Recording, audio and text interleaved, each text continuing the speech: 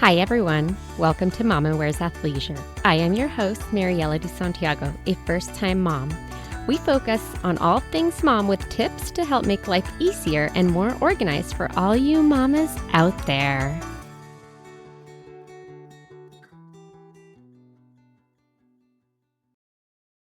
Hi, everyone. Beautiful. So today we have Nicki Fraser-Lyons, first Australian on the show. So I'm really excited. And we're recording at night, which is a first. Well, actually, that's not true. I've been a guest on other episodes where I've recorded at night, but it hasn't been a video. So, anyway, Nikki, if you can start off with telling us a little bit about yourself and your business holding parent. Beautiful. Well, hi, I'm Nikki, first of all, and I'm from Australia, in case you can't tell. So, yeah, I'm probably going to pronounce things very oddly in comparison. But yeah, so I am a proud Aboriginal woman from Ngunnawal country, which is down in ACT, or Australian Capital Territory. And yeah, I currently live on the Gold Coast. As I was saying, it's wet season at the moment, so it's not so coastal at the moment. Lots of rain. It's wet here too Um, right now, and we're in Oh, San Diego. great. So I'm not missing out on too much then. No. So holding parents actually stemmed from me becoming a mother myself. I have a 3.5-year-old little boy who's just absolutely gorgeous, but he's also a baby who didn't like to sleep very much. And so I had my baby in the middle of COVID-19. So really uncertain times, and the resources were just non-existent pretty much because everything was shut down. I'm a registered nurse. I was specializing in intensive care. And so I thought I had everything, that I needed to do. I know how to look after people. I know how to save people's lives. Like doing night shift for 12 hours, being a mum is going to be great. Like it's going to be a breeze. What a rude shock did I get? Huge shock, which is actually quite common. Research out there says it's actually quite common for people, for women especially, who work in environments like that, think that they've got it covered, and it's parenting is just not like that at all. Well, and every baby is so different, right? You have no idea what So yours is unique. gonna like or have or not Yeah, like. that's right, definitely. And it brings back these memories of sitting in the hospital. And I had my baby in my arms and he just screamed, I kid you not, 6 to 8 hours straight. And I just remember looking at him going, what have we done? What's happening?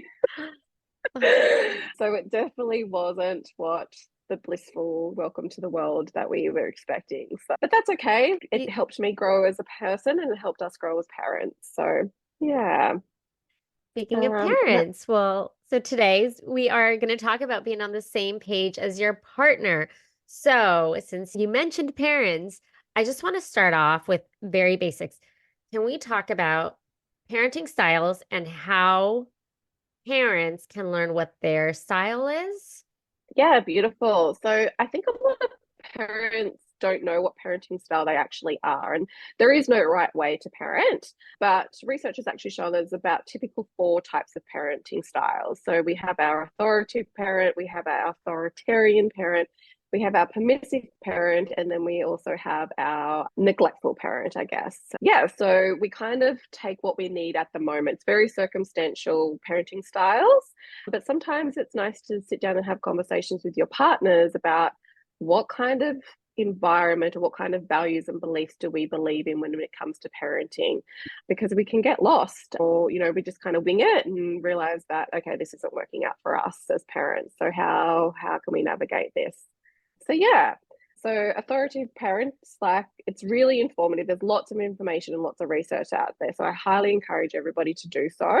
But every parenting style has its pros and it has its cons. So authoritative parenting is really high responsiveness, really warm, creating that supportive environment for children, lots of clear expectations and boundaries, providing that structure and encouraging independence and autonomy. But it also has the cons of requiring lots of effort and communication from parents. Can be really like challenging for parents who struggle with setting boundaries or being firm with their children. And then we also get children who can also push back on these rules, which then leads back to that conflict. And then we have our authoritarian parenting. So again, setting clear rules and expectations and providing structure also provides that security and that predictability for children, but it also has its cons. So the cons include that limited warmth and high controlling, can lead to very restrained parent child relationships. Little room for flexibility and negotiation can actually stifle children's growth and development and their creativity and their autonomy, and then can lead to being overly strict and then having children rebel later on and engaging in more risky behaviors as they get older. And children also really struggle with problem solving and decision making skills because it's been done for them throughout their life. And then we've got our permissive parenting. So, really high warmth, accepting, fostering, and emotional strong bonds with parents and children, encourages independence and creativity, lots of flexibility and openness to communication, leading again to positive parent child relationships. But the con of that is that it also can develop lack of structure and boundaries, which then can lead to behavior problems and difficulties with self regulation. Inconsistent discipline can also confuse children, which then again impacts their behavior. And then children also then really struggle with authority figures and have difficulty controlling their impulse control. And then obviously a neglectful parent, there's really no pros to being a neglectful parent. And then the cons are low levels of warmth and responsiveness and control can lead to emotional neglect and detachment. Children then engage in risky behaviors for, connection and trying to find that relationship that they haven't received. Get children receive feelings of abandonment and insecurity and lifelong consequences and on and on. So yeah, so like we said, each parenting style is really unique and in each one has its individual strengths and weaknesses. Yeah, but I guess the beauty of it is that there's no parenting style is the right one. Yeah. I did a quick little Google search and yeah, saw the four different parenting styles. And I was like, oh, okay. Like I can definitely see which one my husband and I are. But it's really neat. If you haven't, any listeners out there, if you haven't done it, I encourage you to go and just Google the four different ones. And there's very few, like just words that kind of describe the type of parenting style each one is. And it's kind of neat to reflect. Yeah. But with that, I think it's important to know why should parents be on the same page when it comes to their parenting styles and their values and boundary settings when you have a little one? Like, who cares if my husband is permissive and I'm authoritative, right? I mean, I know who cares. I do, Yeah. but Beautiful. So it's a really good question. So, and the reason why it's so important is because of the way that our children grow and develop, and it can actually impact the way that they grow cognitively, socially, emotionally, and overall well-being. So when we reflect on how our parenting styles influence us, it's actually based on the way that we were brought up or what kind of education that we have, or there's so many elements, and every parent and every family is unique and have different values and beliefs. So not every family is the same. So when we're actually all on the same page and we have these conversations, we actually have better child outcomes. And you actually have better relationship outcomes, and you just have a better infant and parent dyad. It's a lot more flow, and you have this harmonious family dynamic. I kind of think of like, okay, well, my husband and I are very much on the same parenting style, but it's Yep. interesting to see somebody that's so tiny whose brain is still developing, like my 2-year-old son will Yeah. ask my husband for a candy or something, and my husband will say, "Oh no, we're gonna eat dinner right now, so you can't have that snack." So then he'll run over to me and ask me for that same Yeah. thing. And it's so interesting to note that, like, wow, they have got it already figured out. We're always on the same page on that. We're like, well, your dad already said no, so that means no. Yeah. But man, those little brains. They're so smart. We don't give children enough credit for how intelligent they actually are and how they can actually read a room and are so intuitive into relationships. It's crazy how much a little child can actually pick up on those things. And what you've described right there is actually a unified support system. So presenting that united front in that nurturing reinforces children that both parents are there to provide love, guidance, and emotional support, but there's also boundaries in place and that mum and dad aren't moving here. So it's actually really great for them because then it creates that stability and that emotional security and modeling healthy relationships and being on that unified front. Yeah, so It's really interesting. There's so much psychological research into it, and it's crazy. So, like being consistent in your nurturing or your discipline, whatever you want to call it. I don't like to use the word discipline or consequences. So, I kind of tend to use the word nurturing. So, when they get supports from both parents, it creates that stable and loving environment for children. And then they feel secure, they feel valued, and then it ends up promoting their healthy emotional development later on in life, and then impacts their relationships as they go on as well. Yeah. So for couples that maybe are not on the same page, what can they do to get on the same page before the baby comes? If couple find themselves not on the same page, that's okay. This creates an opportunity to actually have these conversations. So, open communication lines is so significant in all parenting aspects, even relationship aspects. So, sitting down and scheduling that dedicated time and reading about parenting philosophies and going through what your values are as an individual and as a family and what your expectations are and talking about them openly and honestly encourage that active listening and validating each other's perspectives because we all come from different family dynamics, and what might be normalized in one family is actually, I totally don't agree with that. And doing it without judgment is also really important. Yeah, lots of elements in here. So seeking compromise, so identifying areas of agreement and disagreement and working together and collaboratively to make that unified piece. Some people might accept some behaviors of children and other people might not accept behavior. So I guess an example is after school pickup when your child has been at school all day and then they pick them up and they have these absolute meltdowns. My partner really struggled with that. And it wasn't until we actually sat down and spoke about it as a couple about what do we think, how should we manage this, because I have my background of what I know. I was able to actually bring light to the situation and say, no, actually giving him discipline for him having big behaviors is not okay because he's really struggling and what he needs is a support person right now. So that opened up that communication and actually provided an opportunity for me to actually provide education to my partner to be a better parent as well. With that, then what kind of impacts can not being on the same page as your partner have on children or on your relationship, Yeah. really? Because it can be a little bit of So both, I imagine. Hey, mamas, are you someone who's 35 plus and struggled with fertility, endured a miscarriage, experienced heartbreaking fostering or adoption challenges, or were perhaps flat out told by a doctor that you will never conceive naturally, and despite the odds, eventually found your happy ending by becoming a mama? Join us as we lean in advanced maternal age topics like geriatric celebrity mamas and how they conceived, birth stories, experiencing loss, finding mom friends in your 40s, being a mompreneur, and all the things our listeners want us to share. So find us, Geriatric Mamas, on your favorite podcast platform. Tune in and send us your journey to advanced maternal age motherhood. We would love to feature your story on a future Geriatric Mamas episode. it can be really difficult, and it can impact the whole entire family dynamic. So your children, it can impact your relationships, it can impact your relationships with your children. So it's really essential for them to have open communication, mutual respect, and collaborative in parenting. So things that can actually impact is the confusion and consistency for children. So children thrive on consistency and predictability. So when they're actually seeing conflicting parenting styles, it can lead to confusion about what's expected of the children, the rules and the discipline around that. It can also give that mixed message of uncertainty, and which can contribute to behavioral and emotional distress in children. It can also create stress and tension in your household. So disagreements over parenting can also create tension and stress.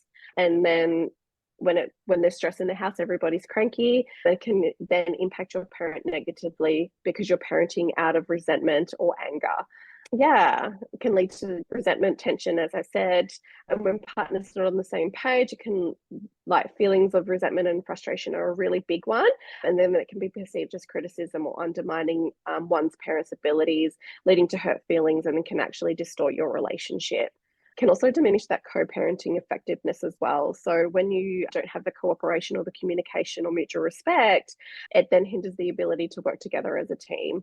And we all know that being a family is all about teamwork. Yes, it is. And research has actually shown that when there's all these constraints that are going on, can actually impact your long-term relationship and mostly end up in divorce, which is not what we want, which is a bit sad. But it also, Yeah. I think it's really important to also highlight the impact on child development. So these little brains are just absolutely firing off.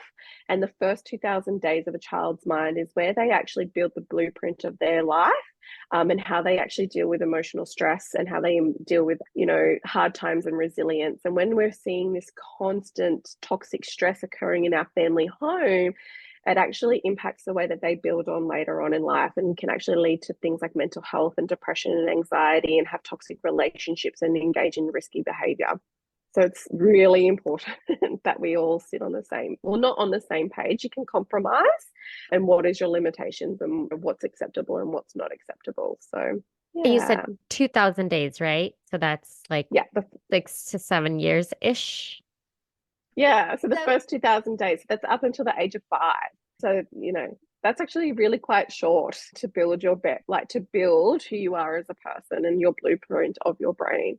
yeah. Well, Yeah, I think that's such a like important piece to highlight because a lot of the times I feel like as parents you think, "Oh, like they don't understand what we're doing or they don't understand what we're saying or they don't understand," right? Just because they can't really communicate verbally, but oh boy, they are little sponges. Like my son, I catch him and I'm like, "Oh my goodness." He he like will watch one thing once and all of a sudden will remember it and you are like yeah. I don't know where you got that from.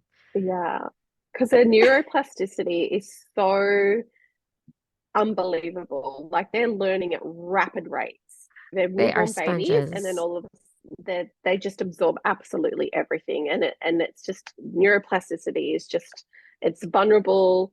It's growing at high rates, so they absorb everything that they take into their environment. And like I said, they're quite intuitive. Children are very intuitive, even though what you're saying might not be coming off, when you're having conversations with your partner, but it's the body language that they can read. They can read the tension, they can read everything. Yeah. And it's really amazing. And it reflects on, I was sitting in bed with my little one and we were having a really hard time. I was going back to work full time. He wasn't doing that well at daycare. And I was really struggling. And I didn't realize how much I was struggling until I was laying in bed. And he was like, Mummy, you're always angry. And I was like, Oh, what? And he's like, you're always angry. And I was like, oh my God, am I? And I was just like, oh my God, like, and because I was stuck in this rut of like coming home from work and like trying to get dinner ready and trying to shower and like trying to do all these do things all that the I was just, things. Yeah. yeah, it's really hard. And he noticed that. And he noticed that it perceived to him as me being angry. And I was just like, I don't want to be that mum. I don't want to be that mum. Yeah. So they Mhm. actually absorb so much what's going on, and my husband was also really busy at work at that time. So I wasn't really getting that support that I needed at that moment. And it was impacting the way that I would like to parent. And he picked up on that. And I was like, we have to do better than this. Let's change this. So we had that conversation sitting down and setting these boundaries of we're talking about boundaries, like why is it important that we set boundaries for families and as partners as well. So it helps clarify roles and responsibilities and expectations with this parenting partnership, and it ensures that parents are both on the same page, are providing consistency in parenting approaches, and it also helps respect mutual understanding as well. It also allows you to tap out and go, hey, I'm having a hard time, can you please step in? Or something that I talk about with parents all the time is actually having a safe word when it comes to parenting and those boundaries, because sometimes you can always be the bad guy. And it's actually quite exhausting being the bad guy all the time. So we have this rule in my house where we have good cop, bad cop. And that's a boundary that we've put in place, a safe boundary where, like, yes, I might be saying, no, you can't do that. Or it's bedtime, it's time to go to bed. But my husband here is the support person. I might be the bad guy for the moment, but my husband is the support guy and he's the nice guy at the time and supporting my 3-year-old getting through those emotions. That's It's really such a hard. great idea. Yeah, because for us, we want to all parents want to create this nurturing, loving environment for their children. But sometimes when we talk about unified parenting, you don't want two parents telling the child the one thing. You want somebody to actually be the support person. It doesn't always have to be the same one. You can swap in and out of your roles. Yeah, and it creates this idea that I'm always safe for my child. My child always has a safe person, regardless of who it is in that moment. So it made me think about how just like as parents, you can have so much kind of just stack on one thing after the other within seconds. And it just gets really hard sometimes where you're like, okay, I am really, really frustrated and I don't have, or how do I tell my partner, like, I need that support right now, right? So it is nice to be able to have somebody that can be there to like kind of give you that break of like, okay, I see you need a little break because you've had Yeah, this and this and you can't just leave your toddler alone. Like they depend on you, but you very clearly need a break. yeah, that's right, definitely. And I had this couple come in recently and they actually have a safe word and they use that safe word when one of them is feeling really overwhelmed. And mum was saying there's a few times that I've had to throw out the word pineapple and dad will come in and take over because it's just too much for me at that moment. And to me, that is more safe and more effective parenting than sticking around and being a hard mum or being snappy or like just not Yeah. parenting to your full capacity. And understandable that not everybody has a support person available at that time, but leaning into other external sources like that friend who you know is going to show up on your doorstep with a pack of chocolate and a bottle of red wine in a minute, or calling mum and saying, I'm having a really hard time, mum, like this is really difficult. Can we talk about this? Yeah, so support is so important when it comes to setting boundaries as well. Well, and what are some key things to consider when discussing and compromising on the boundaries for that you are planning to set with your kids? Like, how do you have these conversations with your partner? I think really one of the major key points here is about understanding your child's developmental stage. So, taking into account the age, the maturity level, and the individual needs of your child, because every child is unique and not every boundary works for all children. There's no blanket rule. Boundaries need to be age appropriate, they need to be tailored to your child's ability to understand and able to comply with boundaries and safe boundaries at that. So that is the number one key point. And being educated on that and being aware of where your child is at will actually help you understand how to put in safe and healthy boundaries at that time. Yeah, because you want your decisions to be thoughtful. You want them to be fair and in the best interest of your child, because essentially that's what boundaries are, is to keep our children safe, but also being respectful and nurturing at the same time. Other things, safety and well-being, as I was just saying, that's the whole idea of it. So setting rules around physical safety, healthy habits, and protection from harm. Mutual agreement, so seeking input from both parents is really important. So discussing those boundaries for the children and working together to reach that compromise. So reflecting on both perspective and your parenting style. And I guess an example of this is, which is very controversial, is smacking. So it's always a conversation that I think a lot of parents need to have. Like, yes, legally by law, we're not allowed to, but it's about understanding why we're not allowed to, because there are some parents that still do it who think that it's okay to do it because it's been learnt behavior from when they were children. It's not that they want to smack their children, it's just that it's learnt behavior and that's how they learn. So they think that is normal. Whereas on the other spectrum, you know, we've got children who were smacked and are now traumatized or have had a terrible experience with smacking who just don't smack at all. So when we have that mutual agreement and mutual understanding and understanding both perspectives, you're able to make better decisions around the safety and well-being of your child. My last question, do you have any other tips, suggestions, or recommendations? I have lots of recommendations and tips. I could sit here all day, but also be realistic and be flexible. So, parenting isn't transient. It is always a big, huge linear journey. You have really great times, you have really bad times. So, and it's also important to recognize that no family is perfect. I can tell you that right now. I'm sitting up here as a child and health specialist, and I can tell you I probably just yelled at my kid 4 times this morning. Like, there is no perfect parent and no family is perfect. So it's okay to adjust boundaries as you need them based on your family's unique circumstances and challenges. And be realistic about what you're trying to enforce as well. So bringing back in that child development, do they have the ability to actually understand what is happening at this moment? You know, leading by example. So role modeling your behavior that you want your children, you know, so demonstrating respect and empathy and responsibility. And you do that with your partner as well. So when your children are seeing that you're showing respect and responsibility and being responsible for your feelings and your actions, they will mirror that that same example as well. So if you're having a hard day, I've yelled at my little boy this morning, and now I've apologized and said, I'm really sorry. Mummy had really big feelings and I shouldn't have done that. I should actually apologize and say sorry, because that's not acceptable behavior. And then later on, I've heard my little boy come back and go, I'm really sorry for talking to you like that, Mummy. That was really not nice. Yeah. So also have fun. I think having fun is really important. We get really stuck in this societal expectation that we have to be all these things and wear all these hats. And really, the idea of parenting is that kids don't actually care how many hats you had on for the week. What they care about is the fun that you had with them. So being flexible and being realistic, like sometimes it's fun to have ice cream before dinner. Yes, it's not something that ideally that you should be having all the time, but let's just have a fun day. Playing the games with your kids, like, yes, sometimes it can be really exhausting, but just 5 minutes or 10 minutes of your time will create that better relationship with your child, and having fun with them will have better boundaries for them.